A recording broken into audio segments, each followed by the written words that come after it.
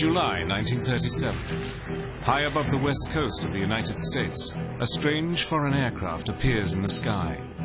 For the first time, American airspace has been penetrated by a plane flying non-stop from communist Russia. This is the story of how Soviet designers of the World War II era worked in secret to create amazing planes that were ahead of the rest of the world. Flying submarines, flying tanks, ramjet fighters, and invisible aircraft.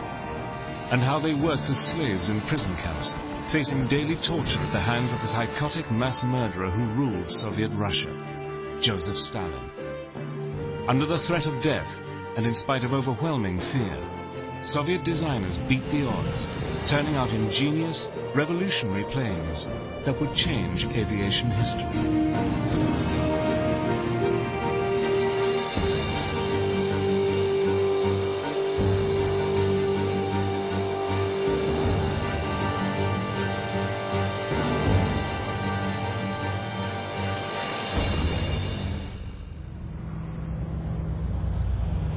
In 1937, a Russian plane flies non-stop from Moscow over the North Pole to Pearson Field, Washington State, a distance of 7,000 miles.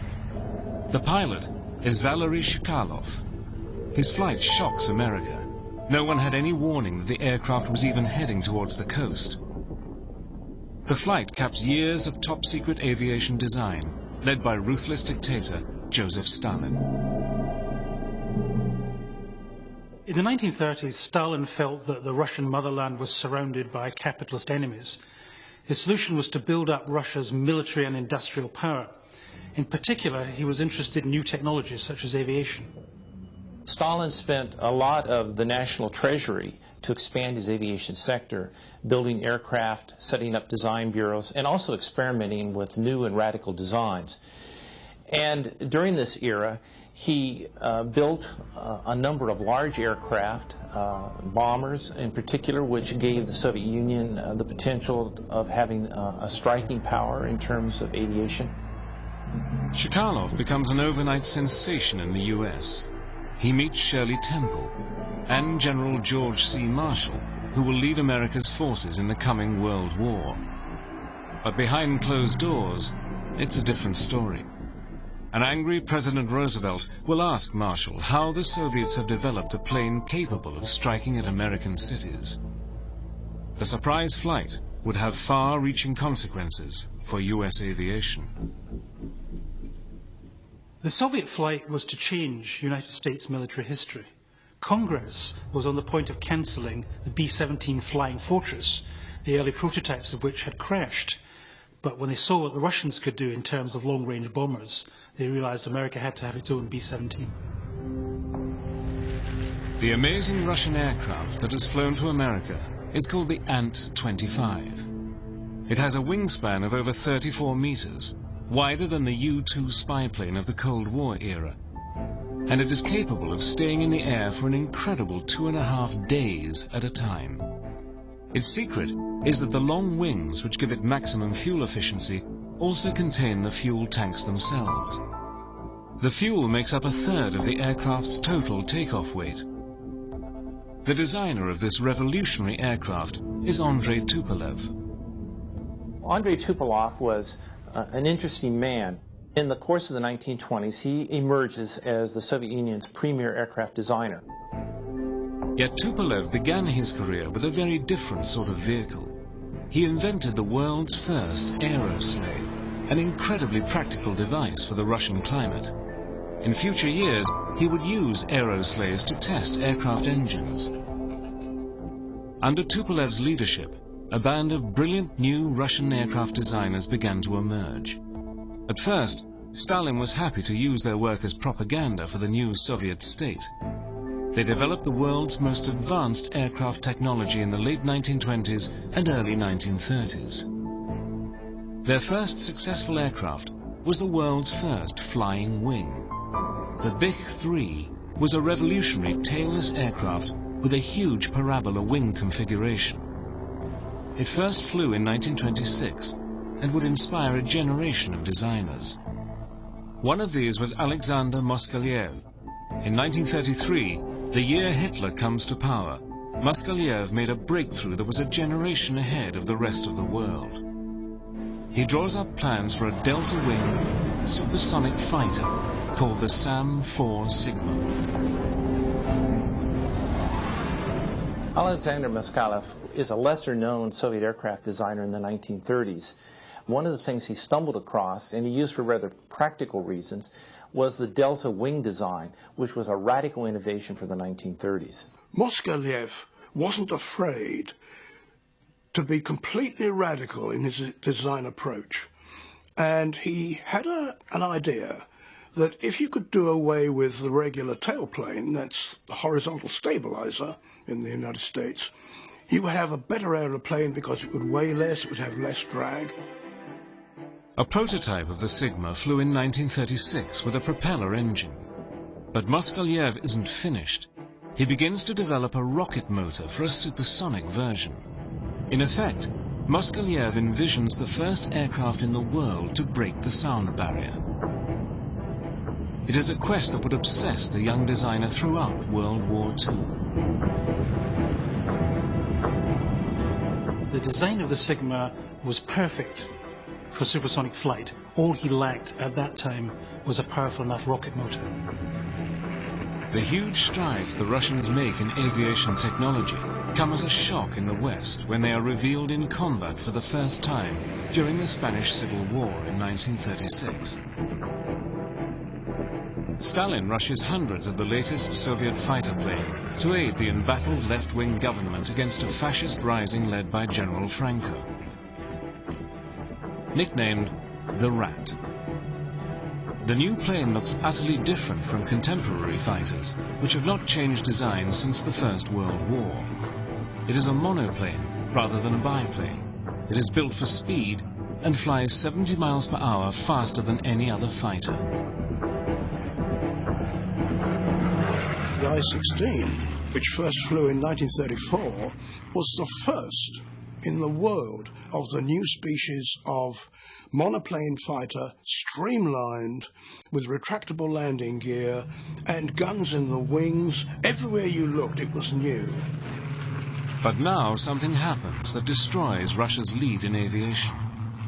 Beginning in 1937, Stalin presided over a series of show trials in which prominent figures in Soviet life, civil and military, were accused of some outrageous acts of sabotage and treason. Two Soviet Air Force commanders, for example, were arrested and executed in the late 30s. And Andrei Tupolev, the great Soviet designer, was also arrested and sent to prison. Tupolev and his associates are carted off to the infamous Lubyanka prison in Moscow, where they are tortured and forced to sign false confessions. The stock charge was that they had betrayed their trust by selling secret aeroplane designs to somewhere in America or Britain. It was nonsense. But the attitude of Stalin and his henchmen was people work better if they are really scared. One trumped-up charge against Tupolev is that his famous Ant-25 flight to America was a cover to smuggle blueprints of the latest Soviet aircraft out of Russia to sell to Nazi Germany. Stalin was always suspicious of intellectuals, and in particular he thought that scientists were lazy, undisciplined people. He thought they worked best under fear. So he put them all in prison. He actually created prison camps where the aircraft engineers could go on designing their aircraft, but be under the watchful eye of the Soviet Secret Service. One of Alexander Solzhenitsyn's most famous novels is called The First Circle, in which he uses imaginative literature to capture one of the most unusual aspects of the Stalinist purges, the police special prison workshops. And these were set up in the 1930s, in which scientists and aircraft designers were technically under arrest, but set up in these special workshops under guard, where they worked on high priority projects for the Soviet Union. They work because their families will be arrested and shot if they do not obey. Guards constantly follow the engineers around the workshops. It was like living in the Bastille. You had good food. You even had waitresses. You had cigarettes. You had certain amenities. You slept in clean beds. But you never knew when, if ever, you would get out. You just didn't know what ultimately your fate would be. Yet neither Stalin nor his designers had any inkling how crucially their work would affect their country and world history. On June the 22nd, 1941, over 3 million German troops and 3,300 tanks smashed through the Russian border. This is Operation Barbarossa, Adolf Hitler's attempt to annihilate communist Russia.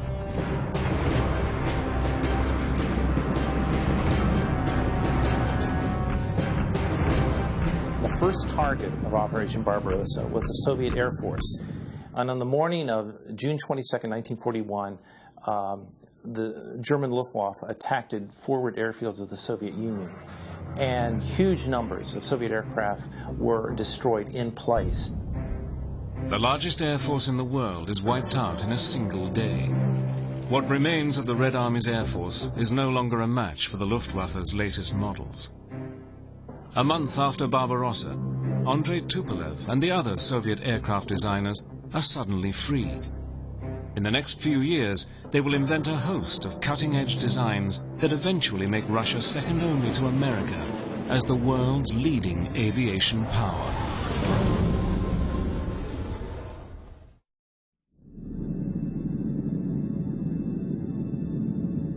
In the summer of 1941, the Nazi Luftwaffe owns the skies above Soviet Russia.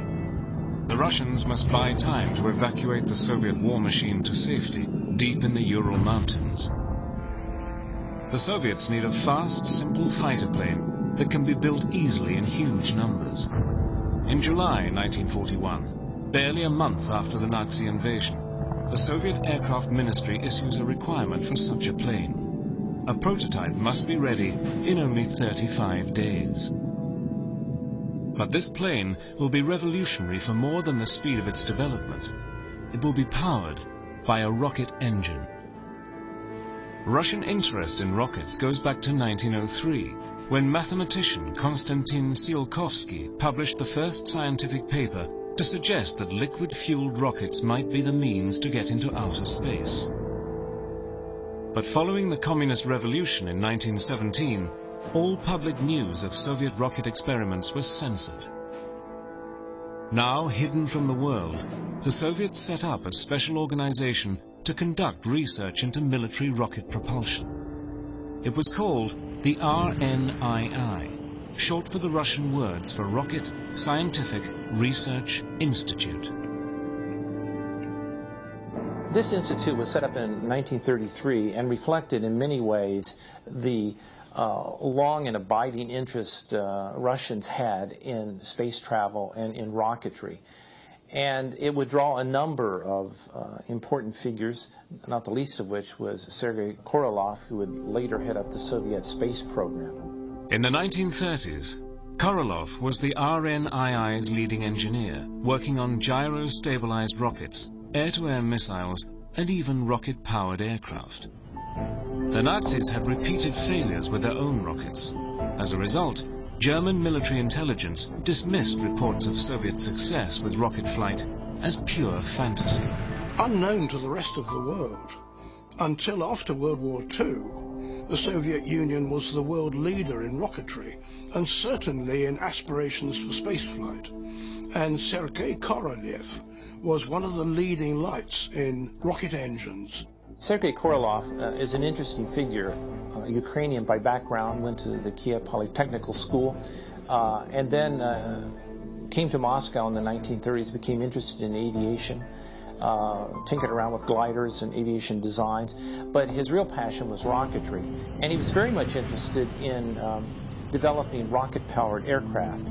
In 1936, Korolev began work on the RP-218, a rocket-powered research aircraft designed to fly to the edge of space. The crew would be encased in a specially sealed and pressurized cockpit, and the plane would be launched from the underside of a bomber. It was an idea that wouldn't hit America for another 20 years. Early versions of the X-15 copy the mission profile plan for Korolev's RP-218, reaching an altitude of nearly 40 miles high. But before Korolev could get his plane off the ground, the curse of Stalin's paranoia strikes again. The designer is arrested on false treason charges. He is sent to the gold fields of Kolyma in the far northwest of Siberia. Known as the land of White Death, Kolyma is the coldest place on Earth, with temperatures plummeting to nearly 100 degrees below zero.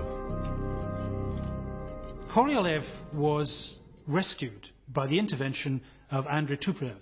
Tupolev was still back in prison in Moscow, but he saw it as his task to rescue all of the young Soviet aircraft designers who had been scattered through the Gulag and bring them back to Moscow where they could work under reasonably benign conditions, though still in prison. Others were not so lucky. Many of the key research workers of the RNII Rocket Research Institute are executed. With their deaths, the visionary RP-218 is abandoned. But then, in 1941, with the Nazi invasion, Russia turns back to rocket power. She needs a fast, rocket-powered fighter aircraft to combat the marauding Luftwaffe. The trouble with a rocket is it gets through its fuel very quickly, so you're not going to stay up there very long. But it does open the way to unbeatable performance, which is just what you want if the enemy bombers are coming over at high altitude, and you want to go and take off quickly, climb up and shoot some of them down. A lot of Russian designers took this idea on board. The new plane is called the BI. Its nickname is the Devil's Broomstick. The BI is powered by a rocket motor generating 2,500 pounds of thrust, more powerful than the first generation of jet engines. It is armed with two 20mm cannon in the nose and reaches speeds of nearly 600 miles per hour. It is the fastest aircraft on Earth. Working round the clock, the design team have the first prototype ready by late 1941, only a few months after the Nazi invasion. The BI is being developed at a plant near Moscow, but the advancing Germans are heading towards the Soviet capital. Work on the BI is halted in a desperate bid to move the aircraft and its workforce to the safety of Sverdlovsk, 850 miles east of Moscow. The disruption means the first BI fighter is only ready to fly under rocket power on May the 15th, 1942. The test pilot is Grigory Bakhchivandzhi, a Soviet fighter ace. The Devil's Broomstick shoots upwards at 500 miles per hour. The world's first rocket-propelled combat plane has flown.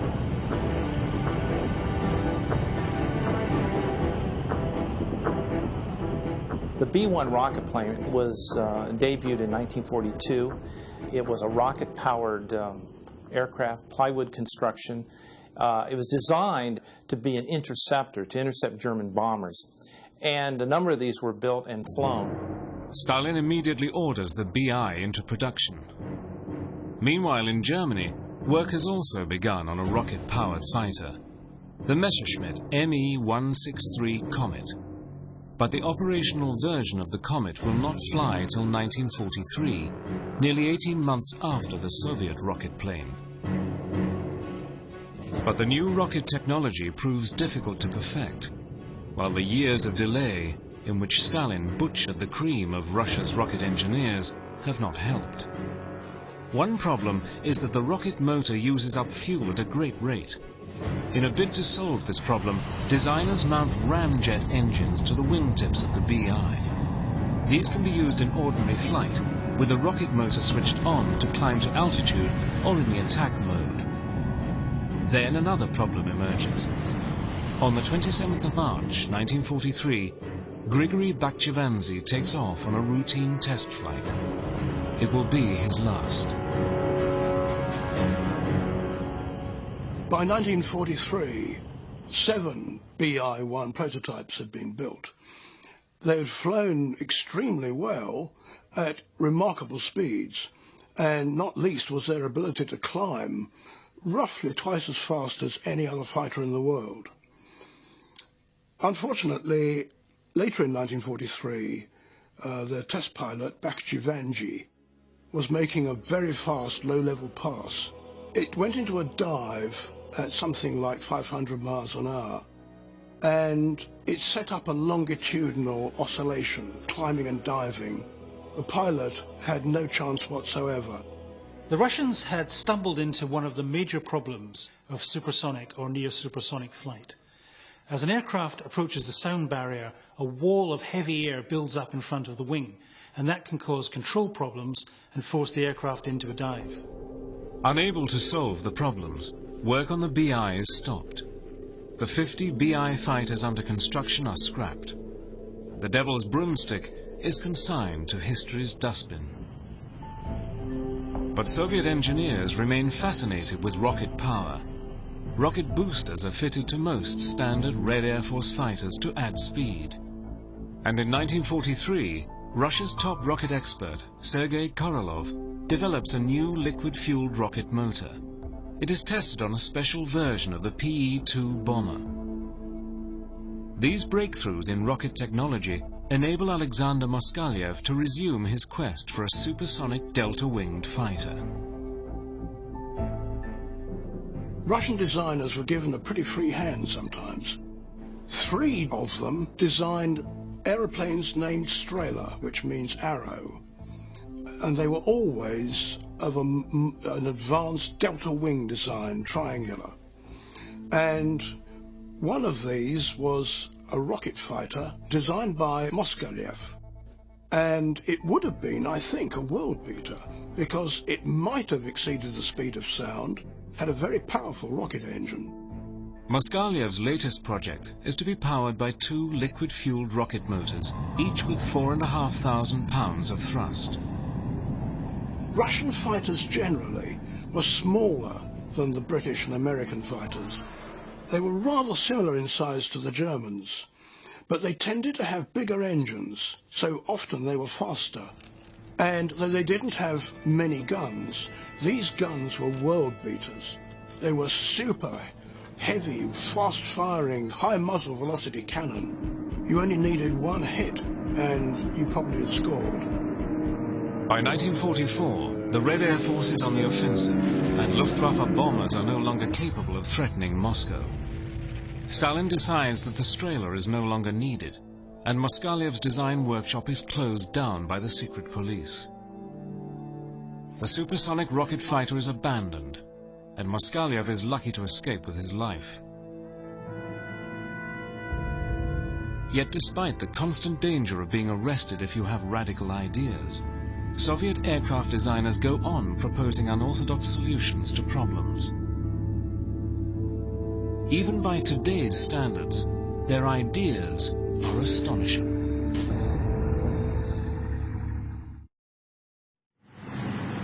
On the eve of World War II, Russian collective farm workers turn their eyes skyward.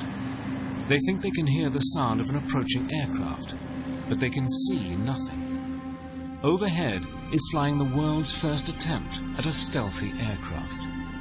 Well, the Soviet aircraft designers are always interested in imaginative, forward-looking, futuristic types of airplanes. In fact, in the 1930s, curiously, they even had some experiments on building an invisible airplane. These are the days before radar, but the aircraft of the day are still visible targets. They fly slow enough to be spotted easily through binoculars, and they fly too low to escape the deadly attention of anti-aircraft artillery. One Soviet designer has an answer. He strips a Soviet Air Force plane of its outer covering of wood and replaces it with clear plastic. It was a 4-seat, single-engine, high-wing monoplane, a very ordinary aeroplane. He stripped out as much as he could of all the existing structure, and he covered it with a transparent fabric which he got from France called rhodoid, which was very much like cellophane. The aircraft is now largely transparent to the human eye. Of course, the engine and crew can still be seen, but at altitude, they're too small to pick out. There is only one problem. The problem was that the plastic he was using reacted to sunlight, and after a few weeks the transparency was lost and you could see the plane again. A true stealthy aircraft will have to wait another 50 years. Another problem Soviet aircraft engineers are grappling with is airborne warfare. The Red Army is the first to create a large parachute force. Paratroopers are lightly armed and defenseless against enemy tanks. There are early attempts to carry light tanks and artillery into battle, slung under heavy bombers, but the aircraft cannot transport heavy weapons. Another brilliant Soviet engineer has a radical solution to this problem. He is Oleg Antonov. Oleg Antonov emerged as one of the Soviet Union's most prominent aircraft designers in the 20th century. As a young man, he was interested in gliders. Later on, he presided over the design of a whole series of Soviet aircraft transports, heavy lift aircraft. Perhaps his most unusual project was a so-called flying tank, where they attached wings to literally a tank and used it as a flying machine. This strange aircraft is called the KT, which stands for Tank's Wings in Russian. A T-60 tank provides the fuselage of the unit, with the tank's tracks being the landing gear. A biplane wing made of wood and fabric is attached, together with a pair of tail booms for stability. The unit is towed to its target by a heavy bomber. Towing speed is 100 miles per hour. Over the target, the flying tank is released and glides to a landing near the battlefield. The wings are dropped as soon as the tank lands. The tank can then move instantly into combat. Only one KT was ever built, and this was tested in early 1942. And the pilot was one of the most varied and experienced pilots there's ever been, Sergei Anokhin. And they waved away the tug, off went the combination, and Anokhin broke the tow rope at about 6,000 feet, and he managed to steer this contraption back to the airfield. And we are told he made a rather rough landing. Well, if the idea is, if it's a landing you can walk away from, it's a landing. It would be the only flight of the flying tank. The problem was not the concept of a flying tank that you could tow. The problem was there were not powerful enough engines for the towing aircraft to really fly the tank any great distance. Russia's tanks will have to drive to Berlin under their own steam. But along with flying tanks, Soviet thinking about the use of aircraft for naval warfare would lead to another idea that is truly breathtaking. Early submarines were very slow. They were also vulnerable to attack while traveling on the surface to recharge their electric batteries. On the other hand, aircraft could fly fast and high, but they did not have a submarine's invisibility when submerged. The junior naval officers in the Soviet Union were very resourceful. And in the early 30s, they came up with the idea, why not combine the strengths of a submarine with the strengths of an aircraft? In July 1936, the Soviet military's main scientific research committee approved a detailed design study for a flying submarine. It is known as the LPL, after the Russian letters for Flying Submarine Aircraft. For flight, the LPL is powered by 3 conventional piston engines. It carries a crew of 3 and flies at 150 miles per hour with a range of 500 miles. When the aircraft lands on water, panels close to seal the flight engines. The aircraft is painted with corrosion-resistant materials and is armed with 2 18-inch torpedoes carried under the fuselage. When submerged, the machine has a speed of 3 knots. The idea was that the flying submarine would be able to penetrate a heavily defended harbour by flying over the mines and the submarine nets, then submerge and attack the battleships and the aircraft carriers that thought they were in safety inside the harbour. But the technical challenges proved too much for the Russians, and the flying sub is never completed. The idea of a flying submarine sounds far-fetched, but in fact during the Cold War in the 1950s, the United States Navy commissioned its own design study for a flying submarine. The Convair division of General Dynamics Corps in San Diego was asked to draw up plans for just such an aircraft, this time powered by a jet engine. The craft would be submerged by flooding of the wing, tail and hull compartments. It would travel at 5 miles an hour underwater, powered by batteries. The flying submarine has never got off the drawing board because it's just too complicated an engineering project. But there was one other new technology that did revolutionize aviation in World War II. The jet plane. In the 1930s, Soviet aircraft designers realized that to attain greater speeds, they will need to develop new kinds of engines. The limiting speed for any aircraft using a propeller is about 500 miles per hour. Soon the Soviets lead the world in the development of the ramjet. Various designers had ideas for rockets and for weird things called ramjets. They're really just tubes, but with a careful profile. Big inlet, then it narrows to a high velocity section in the middle where you inject fuel, which burns, and expands through an enlarged tailpipe to give thrust. The basic idea couldn't be simpler. It's as simple as a rocket engine. A ramjet uses the forward speed of an aircraft in flight to squeeze air into a nozzle. This compressed air is rich in explosive oxygen. There was quite a bit to be said for putting ramjets under the wings or in the tail of a fighter to boost the speed. Hardly anybody ever did it except the Russians, and they did it in a big way. Early ramjets are tried out on the I-16 fighter. These experiments prove successful. Stalin orders a new ramjet fighter. Work begins in 1940. The result is one of the most advanced and beautiful aircraft designs of the Second World War, the Borovkov D fighter. The Borovkov D was a 1941 aircraft design. It was a twin-boom aircraft with a 2,000 horsepower pusher engine, a piston-powered engine, supplemented with ramjets and armed with 20 and 37 millimeter cannon. The plane includes a host of revolutionary features. As well as ramjets fitted in the twin tail booms, it has swept wings and is even equipped with an ejector seat.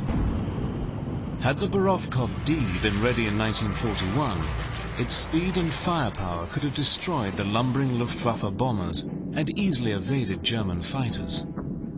But the aircraft will never take to the air. The German attack on the Soviet Union comes before it is ready.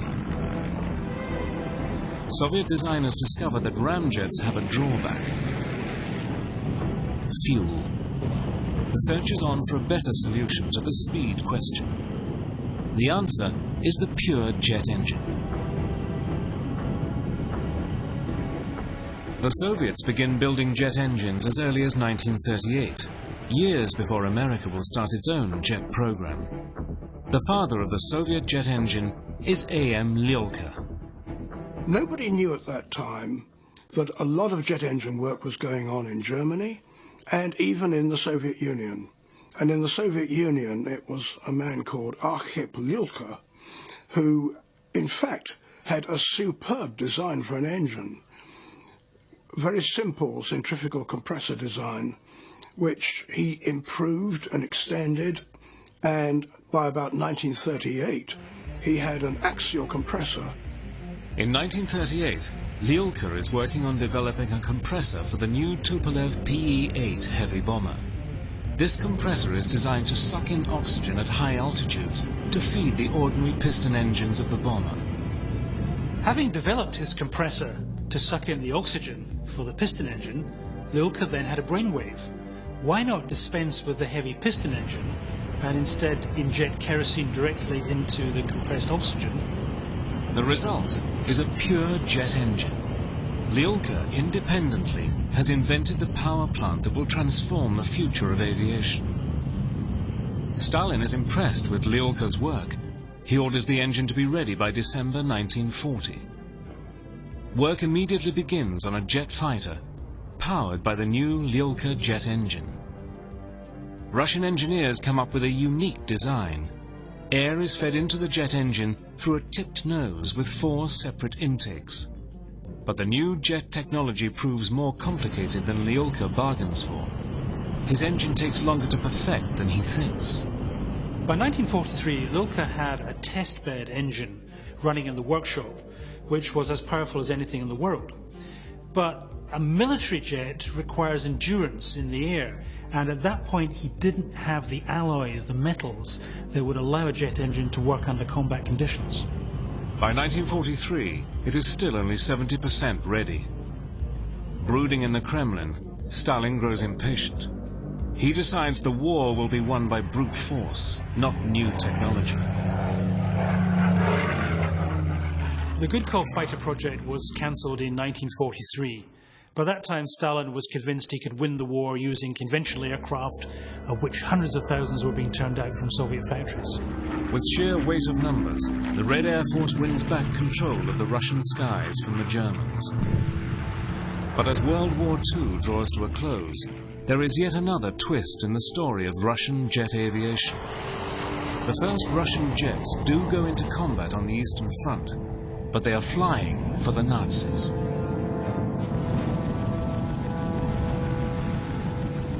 The first Russians to fly jets in combat were flying on the Nazi side. The Germans had recruited a free Russian air force from volunteer Russian pilots who wanted to free their country from Stalin, and they were equipped with the revolutionary new Messerschmitt Me-262 jet fighter. Apart from the Luftwaffe, the Free Russian Air Force is the only other air arm to fly the Me-262, the world's first operational combat jet. They fly in the old colors of Imperial Russia. But nothing can now save Adolf Hitler from his fate.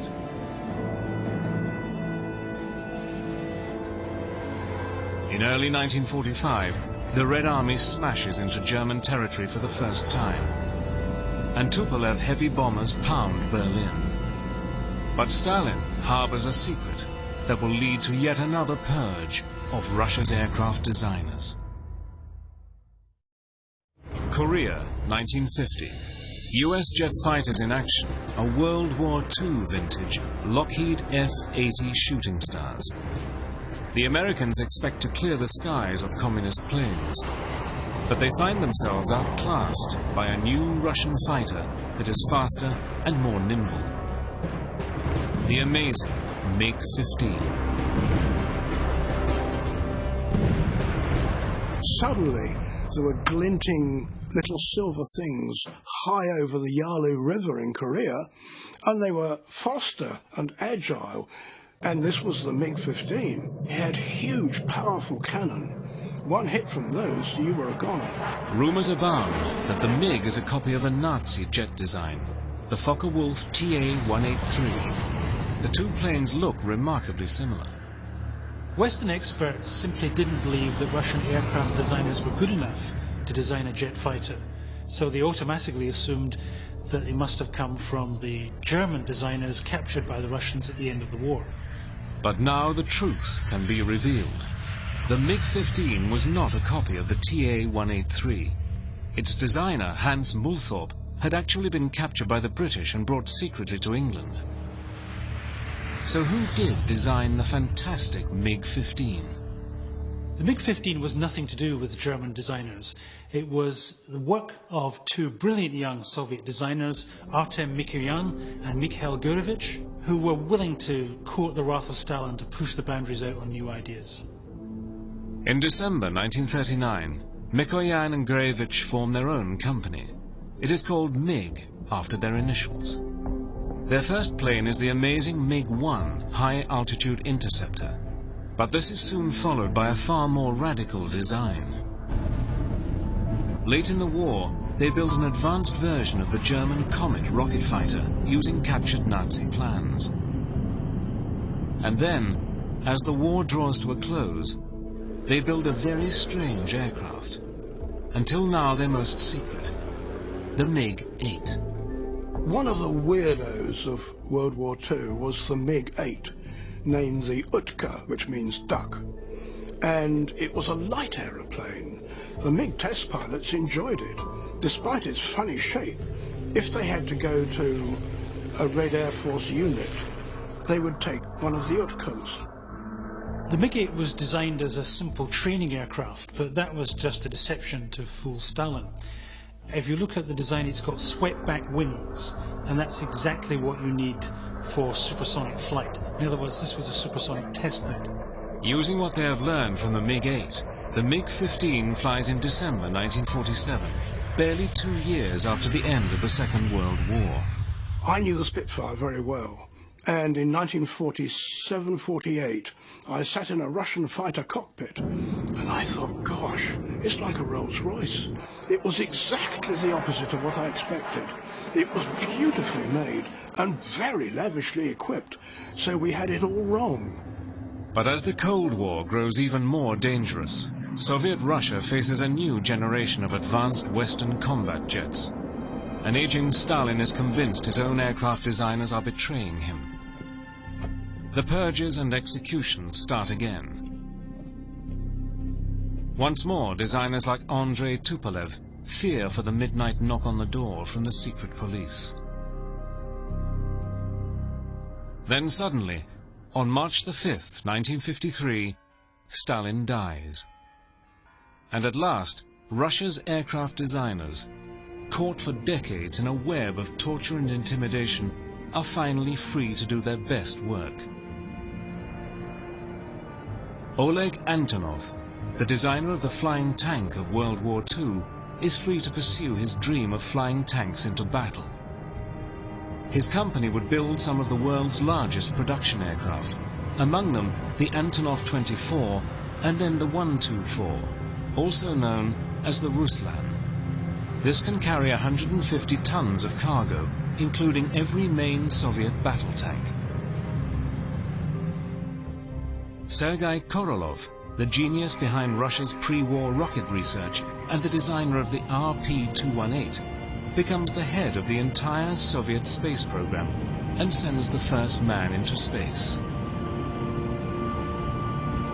Andrei Tupolev, designer of the amazing Ant-25 that flew non-stop to America back in 1937, will survive to build the first supersonic passenger jet to fly, the Tu-144, Konkordsky.